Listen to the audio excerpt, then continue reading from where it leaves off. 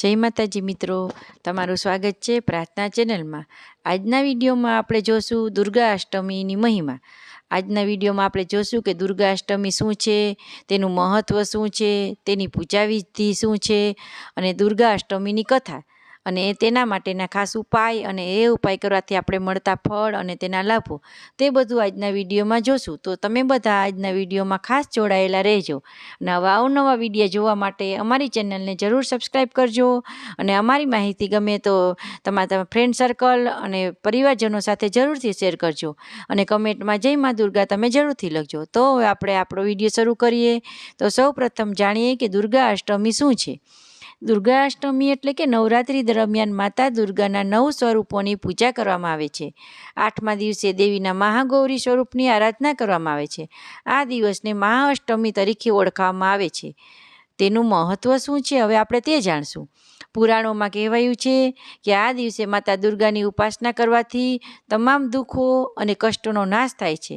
ખાસ કરીને દુર્ગા અષ્ટમીનો ઉપવાસ અને પૂજનથી જીવનમાં શાંતિ, સમૃદ્ધિ અને શક્તિ મળે છે।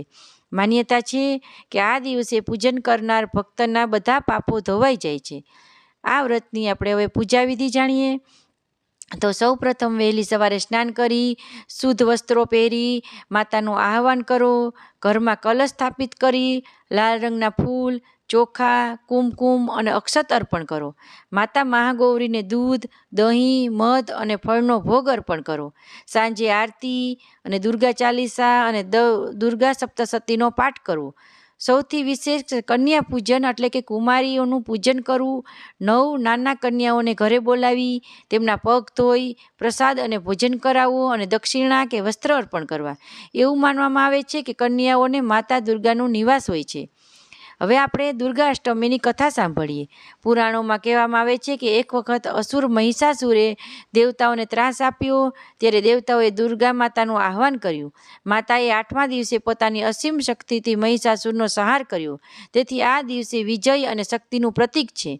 આ દિવસના કરાતા ખાસ ઉપાયો: માતાને લાલ ચૂંદડી અર્પણ કરવાથી ઈચ્છિત ફળ મળે છે।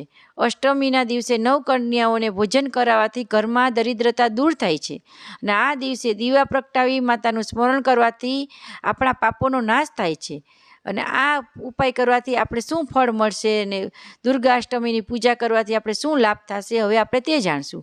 દુર્ગા અષ્ટમીની પૂજા કરવાથી ભક્તને શૌર્ય, ધૈર્ય અને શક્તિ મળે છે। જીવનમાં સુખ, શાંતિ અને સમૃદ્ધિ વધે છે। સંતાન પ્રાપ્તિ અને કુટુંબમાં આનંદ વધે છે। માતા દુર્ગાની અખંડ કૃપા બધાને મળે અને આપ સૌના જીવનમાંથી દુઃખ અને કષ્ટ દૂર થાય। જય માતાજી। તો મિત્રો, તમને આ દુર્ગા અષ્ટમીની કથા કેવી લાગી તે અમને કમેન્ટ કરીને જરૂર જણાવજો અને આવા આધ્યાત્મિક વિડીયો જાણવા અને સમજવા માટે અમારી ચેનલ પ્રાર્થનાને જરૂરથી સબસ્ક્રાઈબ કરજો। હવે આગલા વિડીયોમાં આપણે ફરી મળશું, તો બેલ આઇકન ઉપર દબાવવાનું ભૂલશો નહીં। જય માતાજી, જય મા દુર્ગા।